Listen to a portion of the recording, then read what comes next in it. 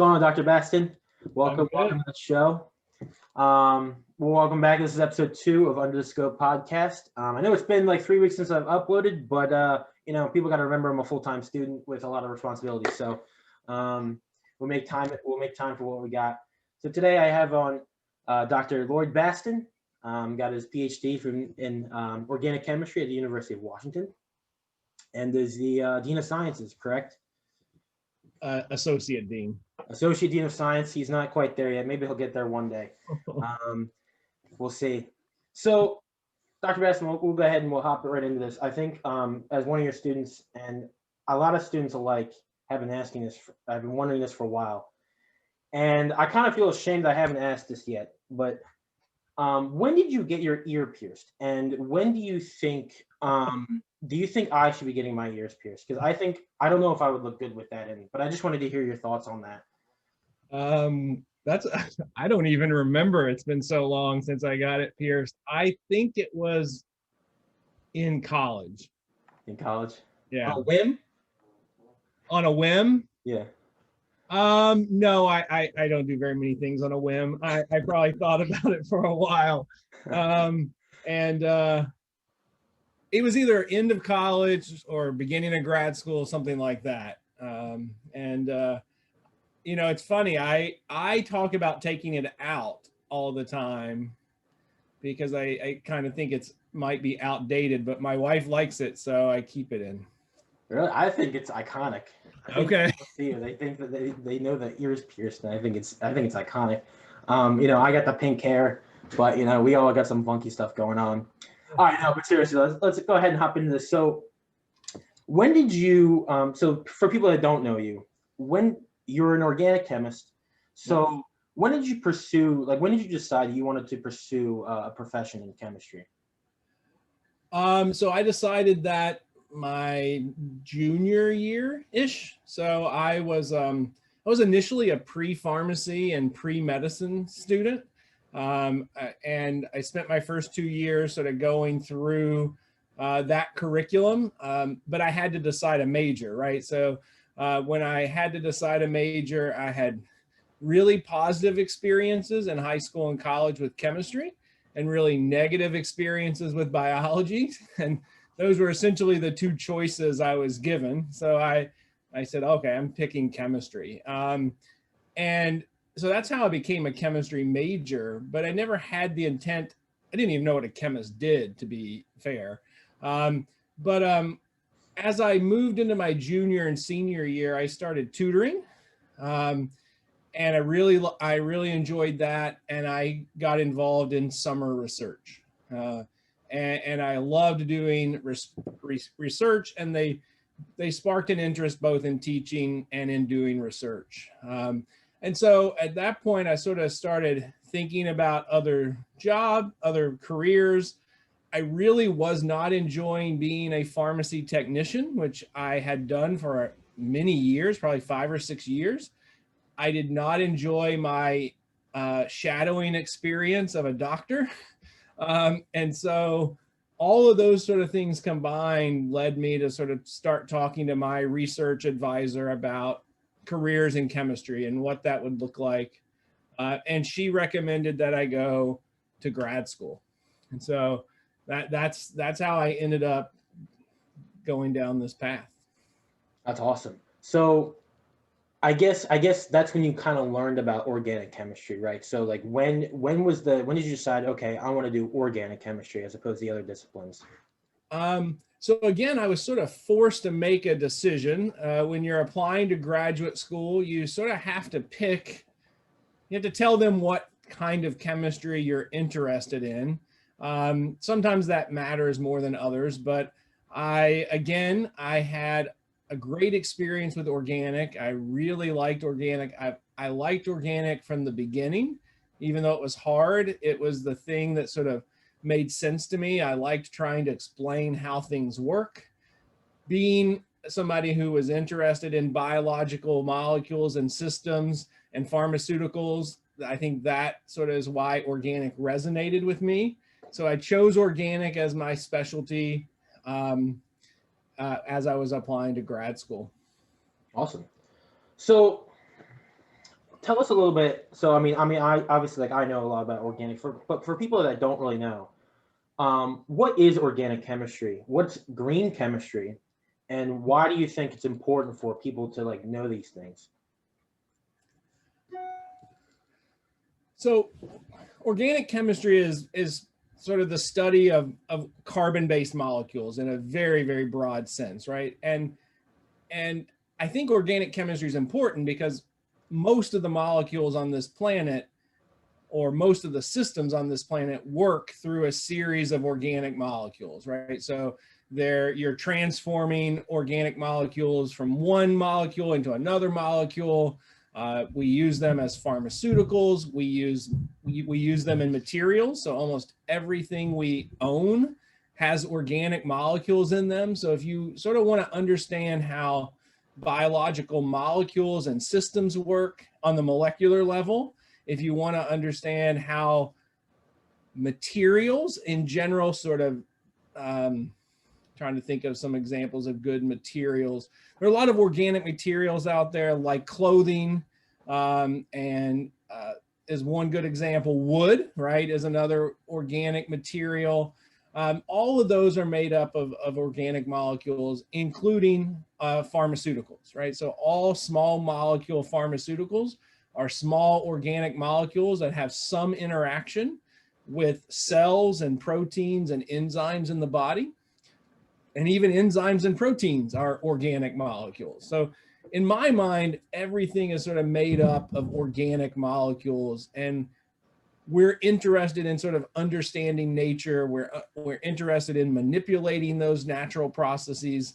And that's why I like organic chemistry. That's why I think everyone should know a little bit of organic chemistry, particularly biologists, engineers, chemists. Those are key components in those majors, I think.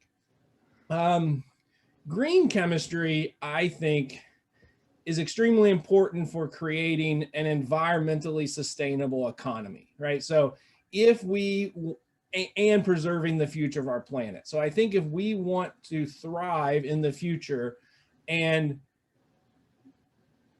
sort of coexist with nature without depleting our natural resources, we have to sort of think about chemistry in a different way.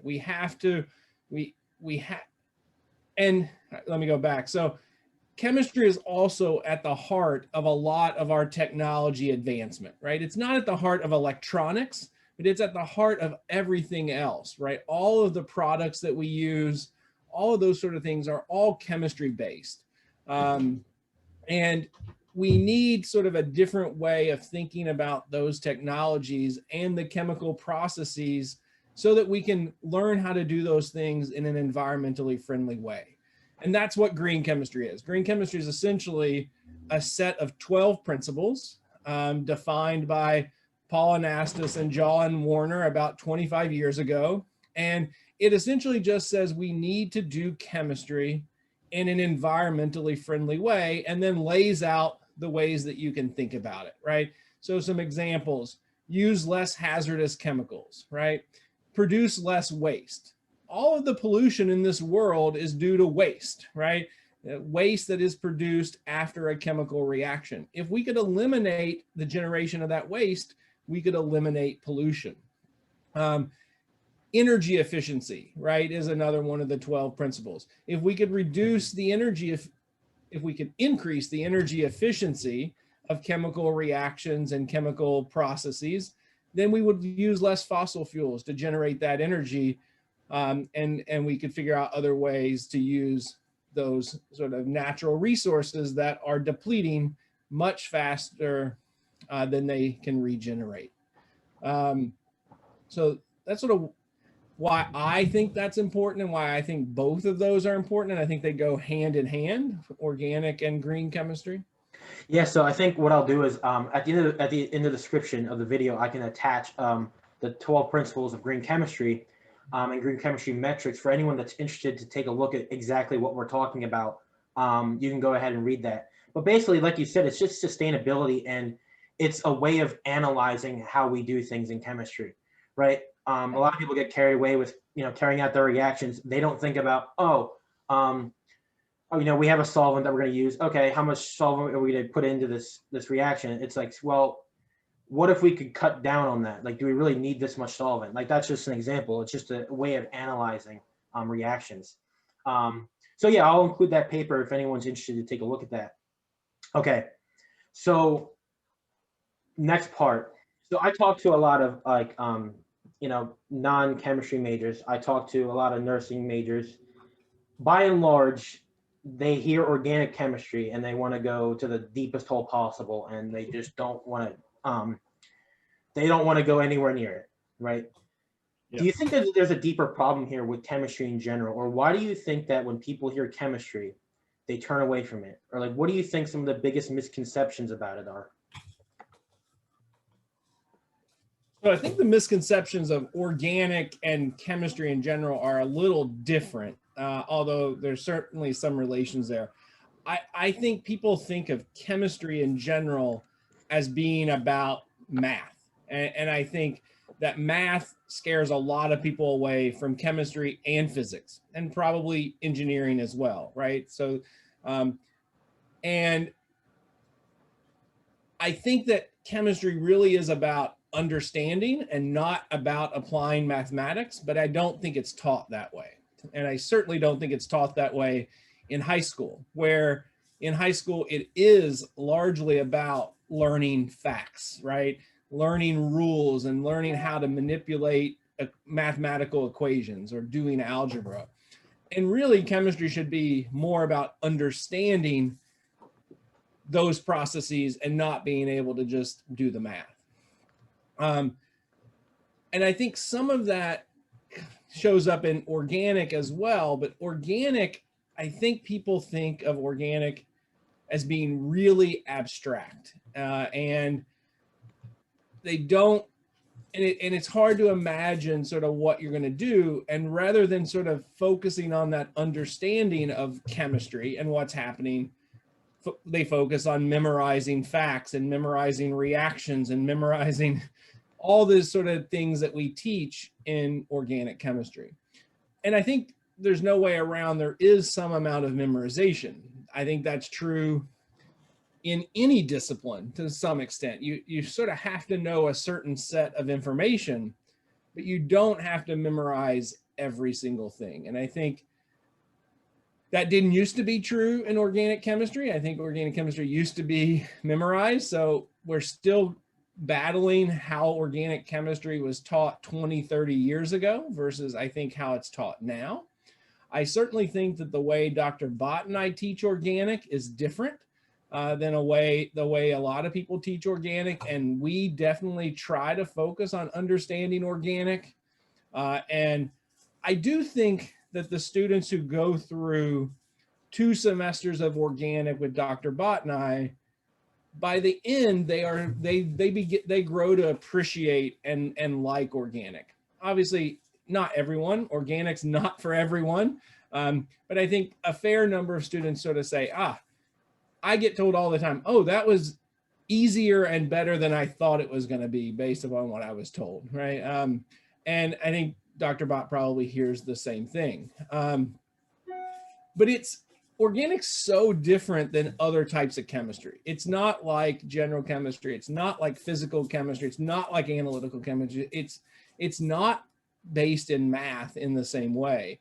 I think that appeals to some people, and I think some people struggle with that as well. So that's sort of what I think is going on. I don't know how to fix that problem. I don't know how you improve, except that we focus on understanding rather than memorization. Yeah, I agree. I think I can attest to that, because I think like it's tough, because when I took AP chemistry in high school, right, as a senior, it was designed, and like, I'm not saying that the professor, that teachers didn't know that they were talking about. I could tell that they knew what they were talking about.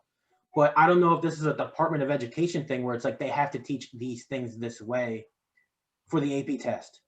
And it was super math driven. It wasn't critically thinking about chemistry. It was math driven, which I don't that just isn't how chemistry is by and large. So then you go to freshman year, that's when you take your Gen Chem class.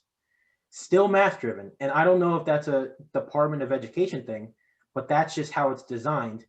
Or general chemistry is also trying to encompass all engineering majors, which is mostly math, not designed just for the chemical engineers and the chemistry majors. So I don't know if there needs to be a separation there or not. I don't know. I don't know what the answer is. But you're right, because when you're done with general chemistry, you move to organic, which is more abstract and more critically thinking. Now students have to relearn how to study for chemistry. Right. So it's a tough one. Yeah. And I think, like you said, I think when people hear organic chemistry, they want to throw it in with this, this AP Chem, Gen Chem stuff, but it's just not. So, And I would say that in AP chemistry and high school chemistry, if you talk about organic chemistry, the only thing they talk about are memorizing these things, memorize these names, memorize this. They really don't talk about organic chemistry, right? Yeah. So I mean, even I talked to a lot of students, like they agree, like the way you and Dr. Bott run organic chemistry is it improves their ability to learn because you do it in such a different way. So there is a success there. And you're right, it's not for everyone, but by and large, a lot of students appreciate it. And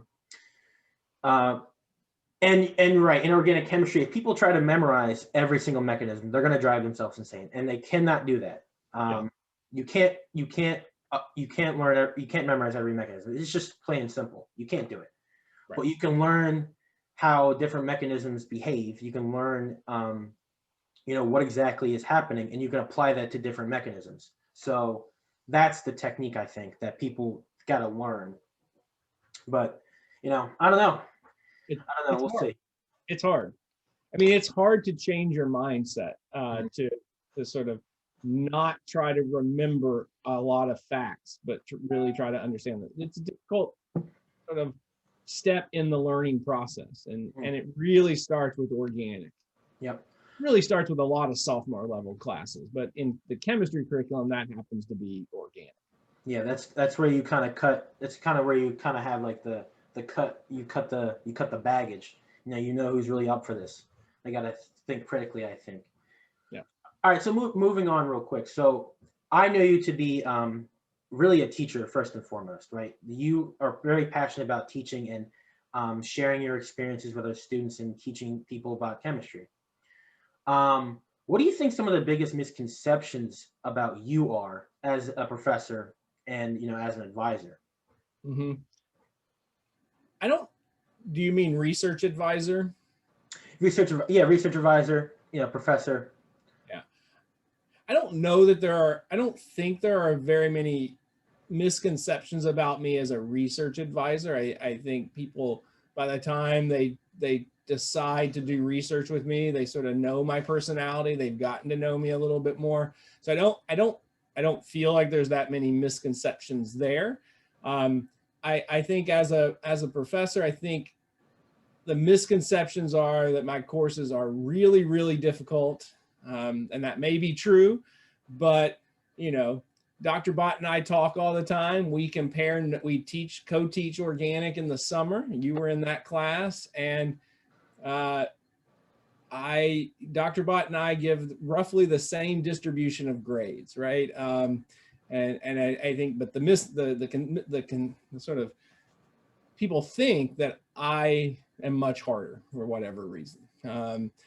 I don't think that that's true. I think once they get into my class and they see that, yeah, my scores are a little bit lower, but I curve, right? And so, my expectations are a little bit different. And then I think initially a lot of people think or find me not as approachable as I think I am. So, and I think that once students get to know me and they come to my office hour and they talk to me, I think that changes. But I think that's a misconception that they typically come into my class with.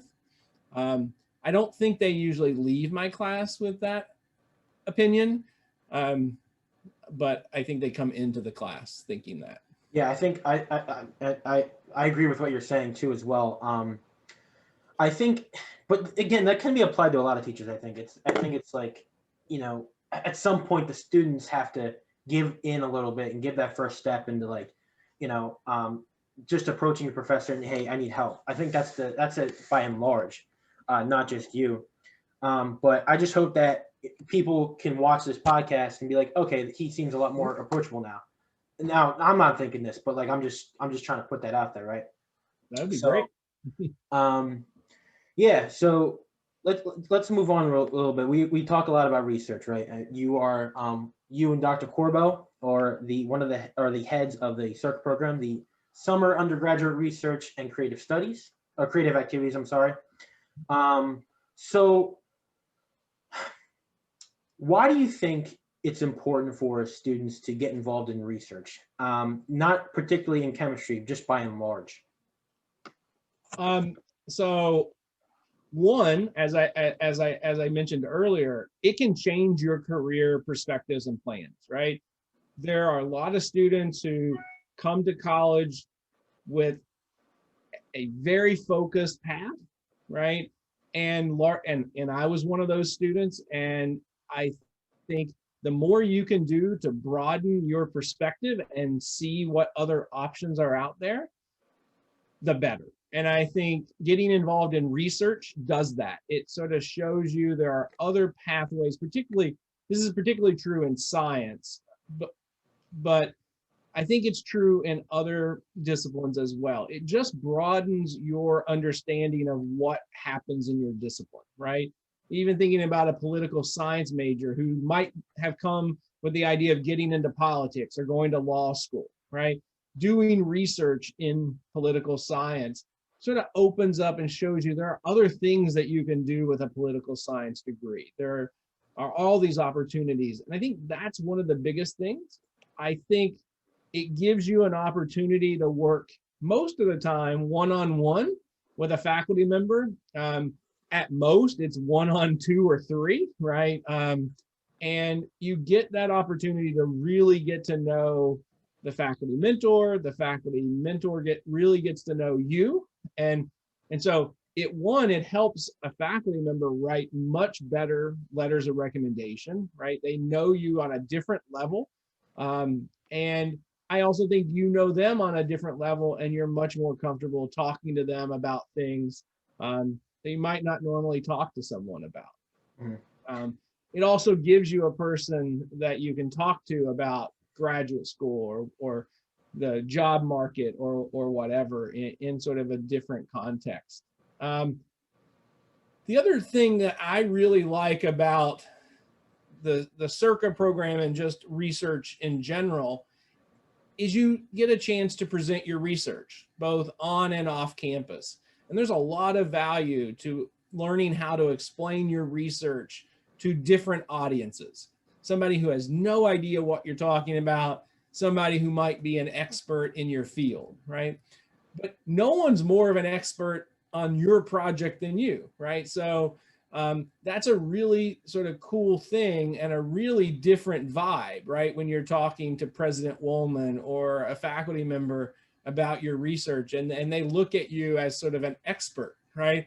And they're asking you questions not to test you, but to actually learn more. And I think there's a lot of value there. And I think it starts to change your perspective on how you look at faculty and staff and the administration. I think in SURCA specifically, you also get to meet students and faculty outside your major. And that doesn't always happen in sort of the formal settings that the university has set up. And I think that's really nice. But I also think you get to hear what they're doing. So we share what everyone's doing, 2 or 3 times during the summer. And I think a lot of students enjoy hearing about sort of the things that they had no idea that you could even research, or people did research. I think they just thought, yeah, people just make these things up, right? And no, there's a lot of research that goes into communication studies and political science and those fields. Yeah, I'm always amazed with what the communications department and the psychology department have to offer every single year. Right. One of my favorite ones, I guess it was 2 summers ago, the math department teamed up with computer science, I think, and it was like how-to videos on like each discipline of math. So there's a lot out there. Yep. I think there's another misconception about research too. Look, research is one of those things. It's one of those things where you get out of it what you put into it, like many things in life. And one of the misconceptions is, oh man, I got to spend like hours in the lab, or I got to spend hours researching a day. And that's not necessarily the case. You can put in as much time as you want into it. If you're not interested in it, you can change topics. If you're not interested in it at all, I mean, no one's forcing you to do it. But there's nothing wrong with trying it, because if you do end up liking it, then you just opened up all these other doors. Right. So I think people should get involved with it, at least ask about it. Yeah, right? I agree. So the doors are there. And I think for people to understand that is super important. So real quick, so how can people get involved? Like, what do you think is the best way? Just going up to professors and asking them? Yeah, absolutely. So I think the best thing to do is just to talk to your faculty about their research. Sometimes that's built into the course and it's a little easier to make those options.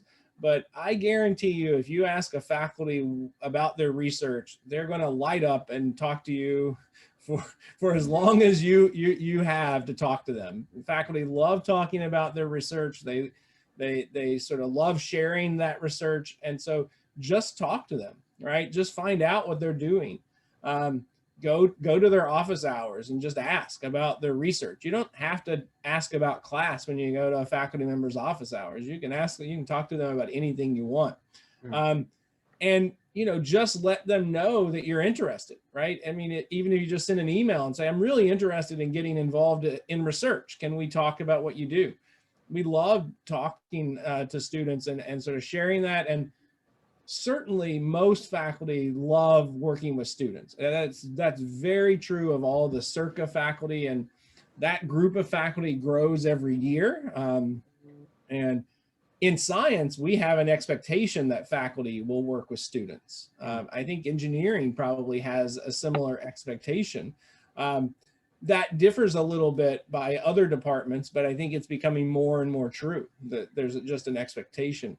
And like you said, I would recommend just volunteering a few hours during the semester if you can, right? You don't have to put in a lot of hours every week. Just come in and do one thing each week and see if you like it, right? And that gives you an idea. And then of course, SURCA is, in my opinion, the best way to sort of get involved. You can get summer housing, you can stay on campus, you can sometimes get paid to do summer research, and you can set your hours, right? You can work anywhere from 4 hours a week to 20 something hours a week. So very, very flexible. And you get that whole experience of seeing what others are doing as well. Yeah, I think one of the biggest gratifications of doing SURCA, and really, I mean, research in general, is you get to use what you actually learn in lecture in the lab, right? And I think that's true across all disciplines. I don't know if that's true in like sociology and psychology. I assume it would be, but what you learn in the classroom can be applied in the lab. And there are certain techniques that you learn during research that you aren't going to learn in lecture. Right. I think that's true. I think a prime example is my ability. Look, in lecture, I wasn't the best at NMR spectra. I wasn't the best at analyzing them, but I would say now I'm more well-versed in it. I've been exposed to more of that, and that makes me more versatile come graduate school or out in the field, seeing these things. So, that can be applied, I think, in all disciplines and across all departments. So definitely get involved in research if you haven't already. All right, Dr. Bastin, as we close up here, right. What is some advice to give to students in general? What is some advice that you give to prospective chemistry students, maybe seniors and juniors right now in high school? So it's pretty generic advice, but I think it's very, very important and very true to sort of make the most of your experience. And that is to take full advantage of everything that Widener offers, right?